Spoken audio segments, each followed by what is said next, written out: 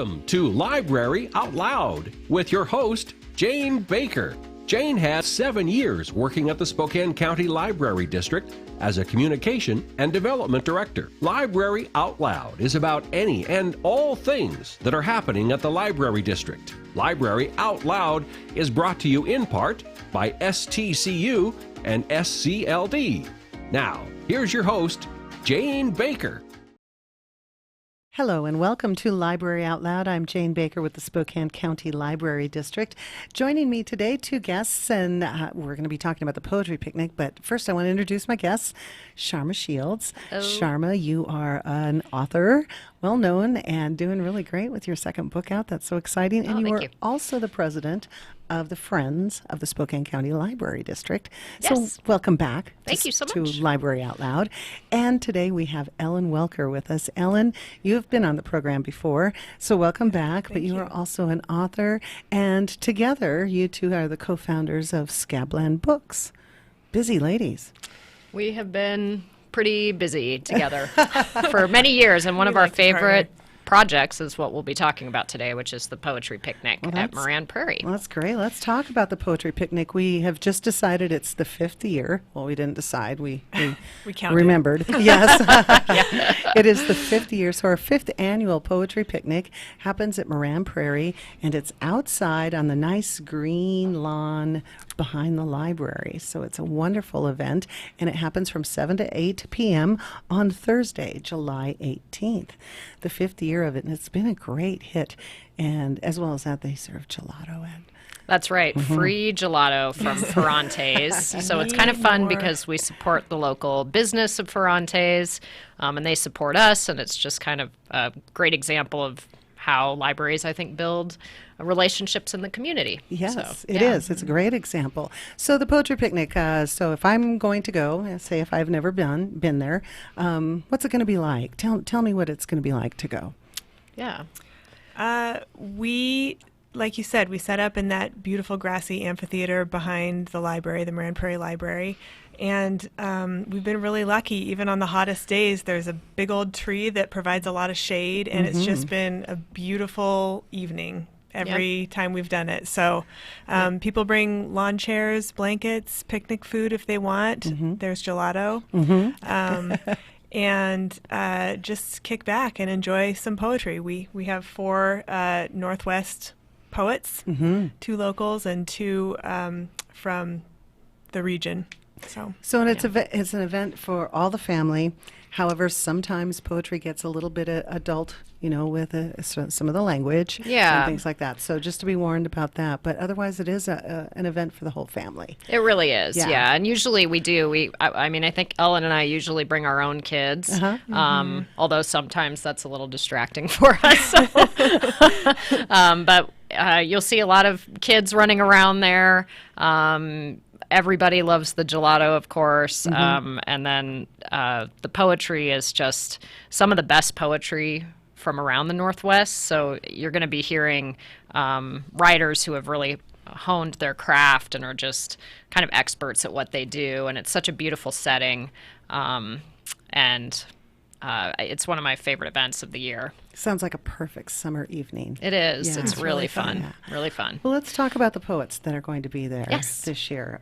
Tom Caraway, he's going to be there. Brooke Matson, Tiffany Midge. Hopefully I'm saying the last name Tiffany correctly. Midge, that's right. And then Emma Noyes. Noyes. Yep. Okay. So let's talk a little bit about them. And you have poems from? We do, from each of them that we will read very exciting. and share today. So, very exciting. We can start with Tom. Ellen can introduce him and read one of his poems. Yeah, let's talk about Tom a little bit. Okay.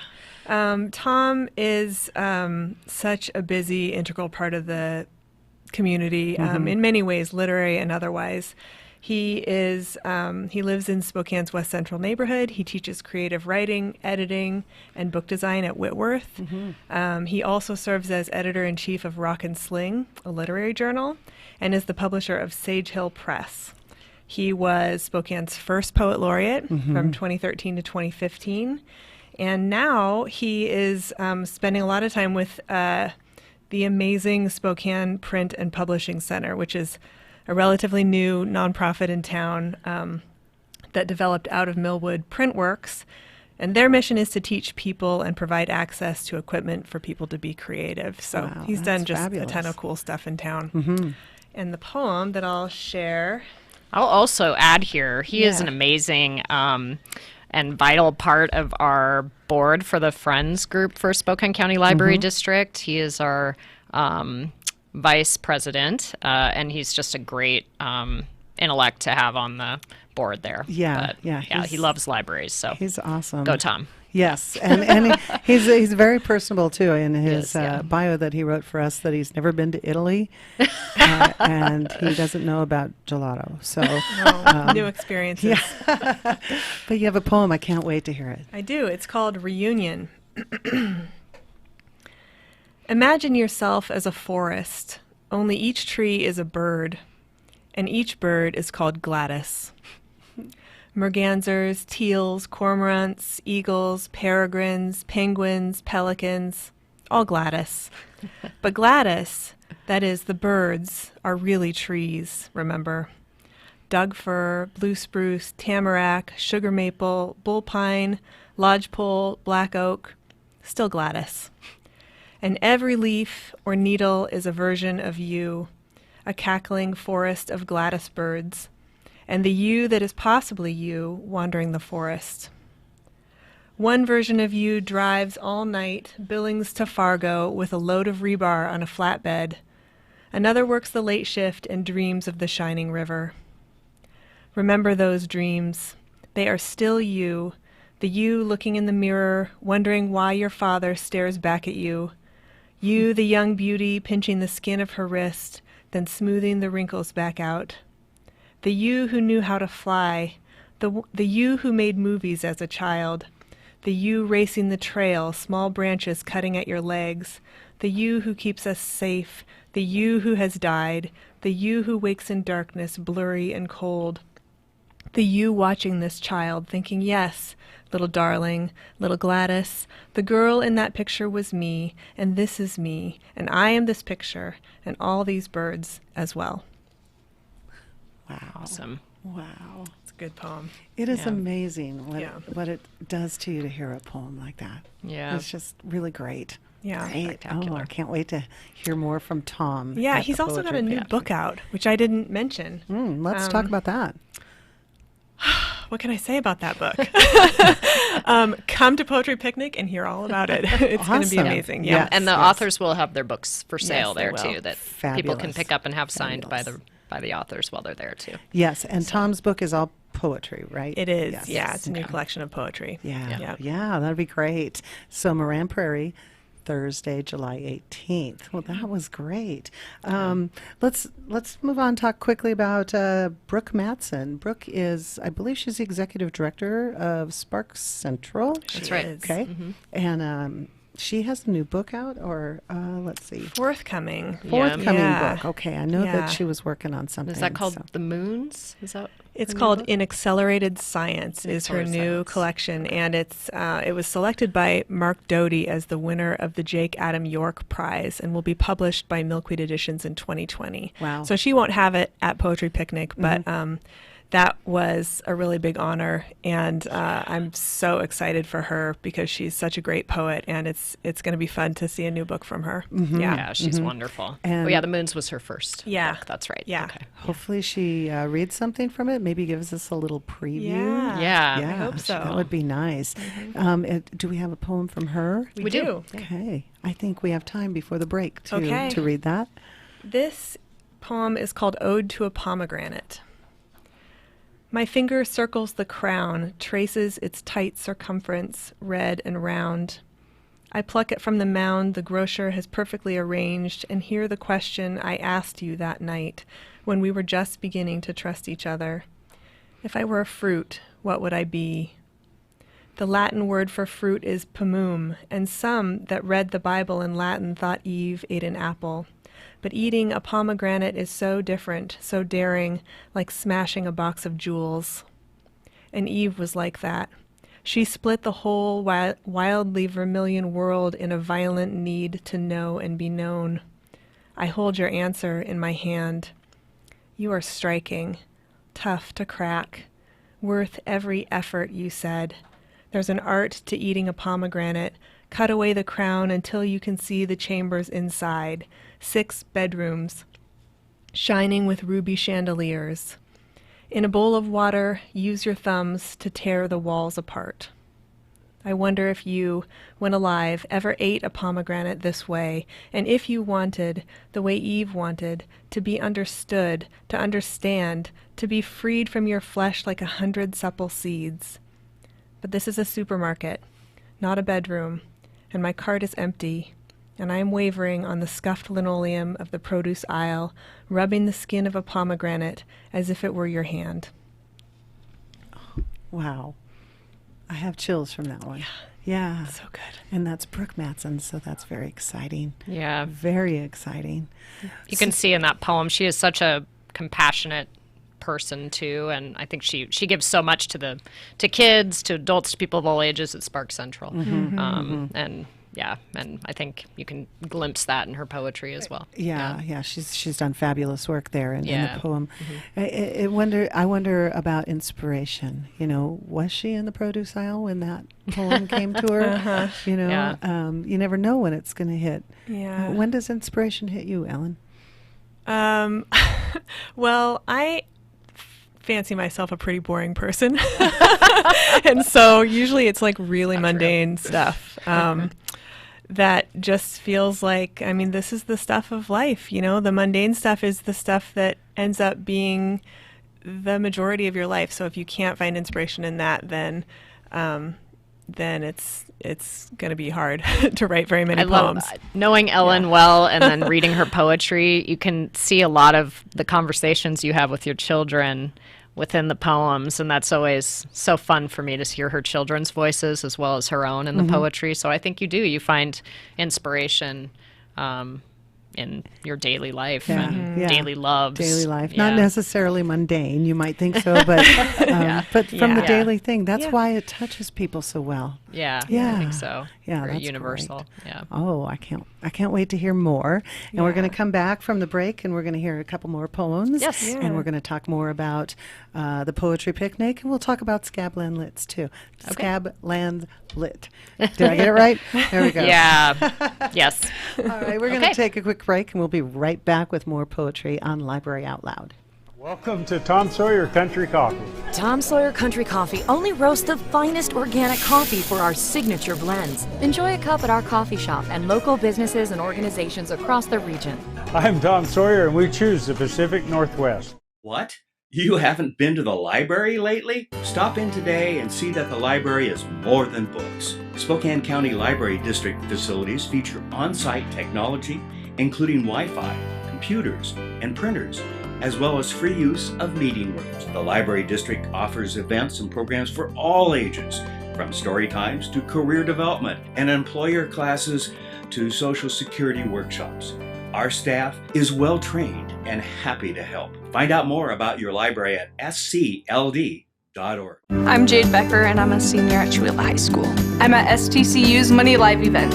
In this scenario that we played today, I was a realtor. My spouse was a city worker. We had an 11-month-old child, and there was a lot of spending for that child, like diapers and formula, and had to buy toys and clothing. I'm very glad that I had this experience. It was super helpful. You need this to get far and ahead in life.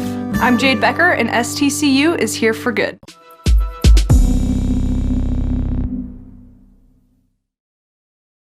Welcome back to Library Out Loud. I'm Jane Baker with the Spokane County Library District, and joining me today are Sharma Shields and Ellen Welker, and we're talking about the poetry picnic that will be at Moran Prairie Library on Thursday, July 18th from 7 until 8 p.m., 5th annual poetry picnic. So very exciting. And we were just talking about Tom Caraway, and the name of his new book is What the Sky Lacks. So we want to make sure and say that. And yeah, I do have a bio on him, and he's never been to Italy. We should ask him about that at another time. All right. So there's a couple more poets that are going to be at the poetry picnic, and both are Native American, which I think is very exciting. In fact, it was earlier this week, the new U.S. poet the poet laureate for the Joy whole Harjo, United yeah. States. First time for a Native American. So that's awesome. That Yeah, is it's awesome. very exciting So news. that Yeah. makes even the poetry picnic more relevant than planned. So that's always a good thing. We have Tiffany Midge, and Tiffany is a citizen of the Standing Rock Sioux tribe, and she was raised in the Pacific Northwest. So That's right. She lives in Moscow, Idaho. So she'll be driving a little bit north for this, but not too far. And she has a new book out from Bison Books. She's this amazing humorist, and you can find her work on McSweeney's online, at Lit Hub, but she has so many great essays. And so her latest is a collection of those called Bury My Heart at Chuck E. Cheese's, which I love that title, too. the title alone is awesome. And then Scablands Books is going to be publishing another poetry collection of hers, and she's an award-winning poet. She's an incredible poet, and that's called Horns, and it's very experimental and fun, and yeah, so we're really excited that book will be coming out in the next year. Oh, that's fabulous. So, look forward to Tiffany and her new book. Yeah. And do you have a poem I from do. her? I have a poem of hers, and I took this from Verse Daily. I think it originally appeared in her poetry collection, The Woman Who Married a Bear. Which is a great collection. Yeah, great collection. Yeah. And this is called Funeral for a Sioux Elder. Grandma Charity said everyone wear white to my funeral. Perhaps the dolor color of widows is too bleak. She won't say. Blind at 98, we don't ask, but imagine. It's clear enough, her last request. She wants a doorway open to heaven. Wants the pure churchgoers noticed inside the Presbyterian church her father founded. She wants the white man's hymns resounding loud. Wants Basil Red Door, her preacher father, to hear it. She wants colorless devotion for my Sioux cousins to clear the way, for our voices to sing, oh sing, blind but now I see. We went to task blinded by acres of dust, years of debris in the deserted church. We cleaned windows and beams, cleared cobwebs and nests, walls gleamed white with fresh paint.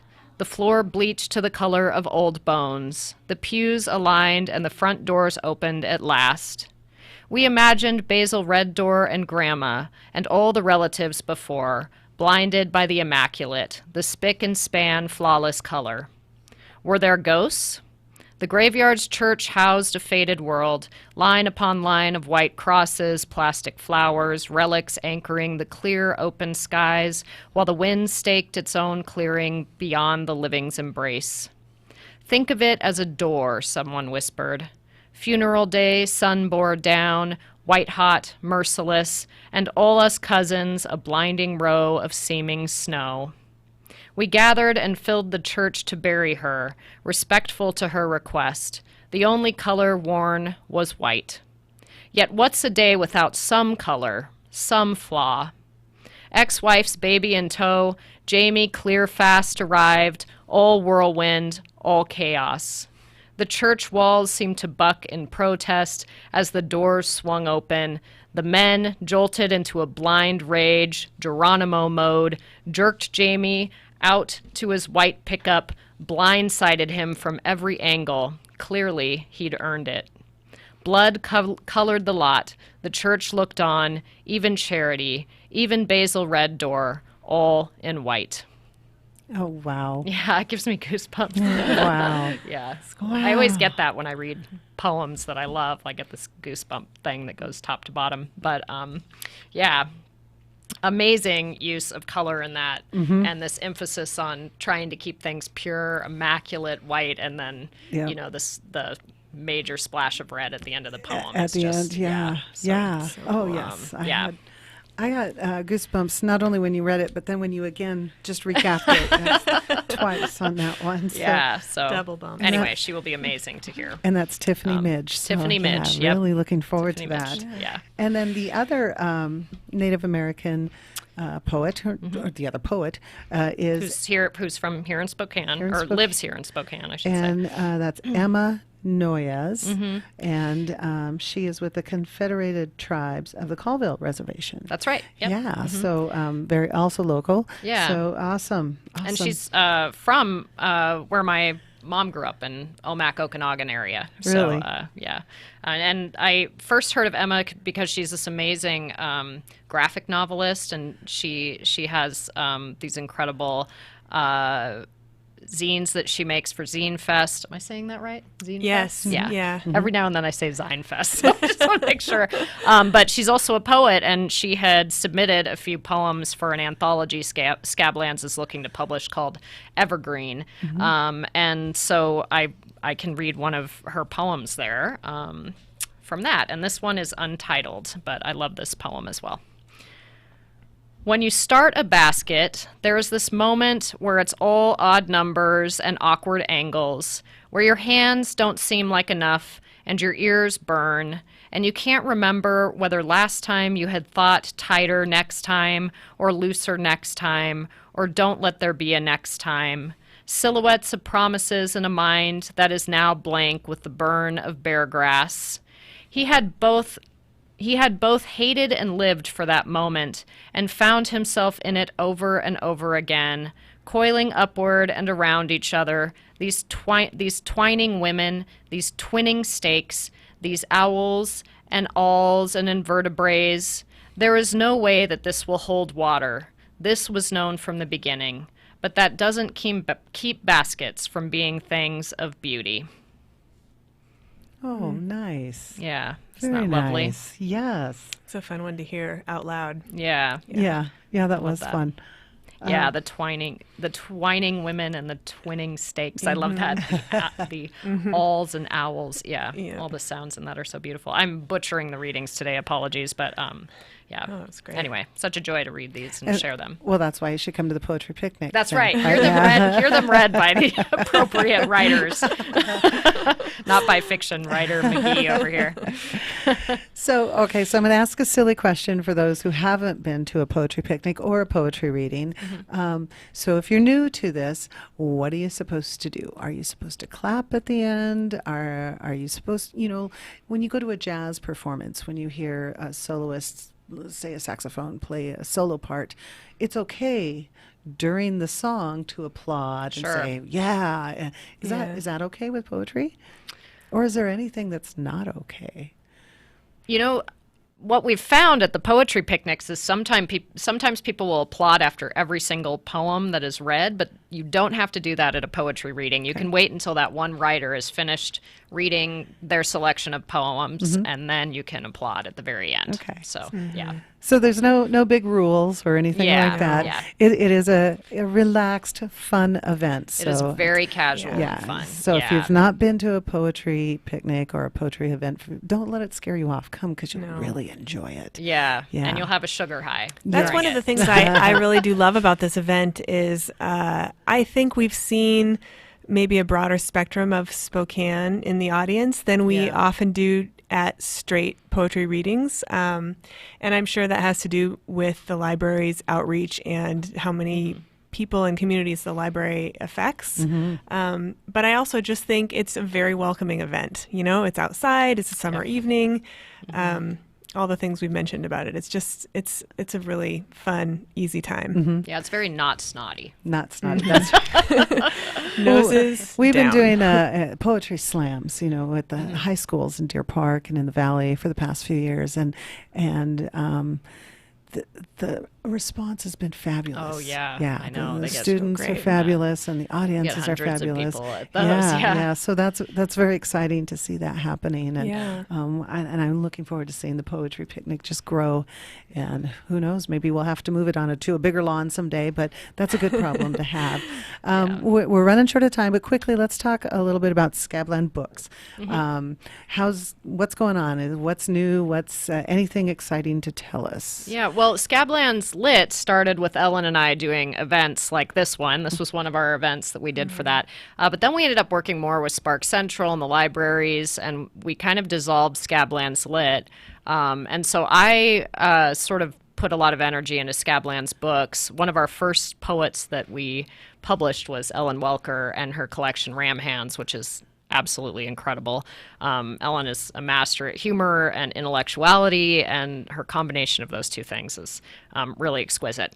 Anyway, so we've published several writers now. We are about to publish a graphic novel of Emma Noyes's. We're going to publish the Tiffany Midge collection. We have a new anthology that we're working on. We're doing a anthology called Try This at Home that the proceeds will go to the Carl Maxey Center, and it's written by the members of the Diverse Voices Writing group here in town that meets at Spark Central. Awesome. So that will be coming out really soon. We just got the final PDF, and we'll go to printing really soon on that. And I think Ellen and I have kept, even though Scabland's Lit somewhat dissolved, we've kept just being, really, I think, passionate members of our literary community here in Spokane, which we love and has been so, I think, kind to us, and is filled with just amazing, bright, I think, community-oriented people and groups like the libraries. And I think the libraries have a huge part to do with that great literary community we have here. So thank you, Spokane County Library District, too. Oh, and thank you sharing your talent and your knowledge and just inspiring people has been fabulous. We have a great literary community here in Spokane. And we really do. You guys are major players in making it all happen. So thank you. Yeah. Yes. And thank you for being here. Yeah. Thanks for having us. We're running short of time, but I do want to remind everybody the Poetry Picnic at Moran Prairie, Thursday, July 18th from 7 to 8 p.m. It is free, and we will be serving gelato. That's right. So it's very great. yummy Italian ice cream is how to translate that. Yeah. Thank you both for being here today, and I hope to have you on again. All right. All Thank right. you. For Thanks Library having Out us. Loud, I'm Jane Baker. We'll see you next time. Thanks for watching. Library Out Loud is produced in Spokane, Washington by SpokaneTalksMedia.com, which is solely responsible for its content. Library Out Loud is sponsored by our friends at the Spokane County Library District and STCU. Ask Jane a question, recommend a guest, or hear this program again on Facebook, YouTube, Twitter, Apple Podcasts, Spotify, or SpokaneTalksMedia.com.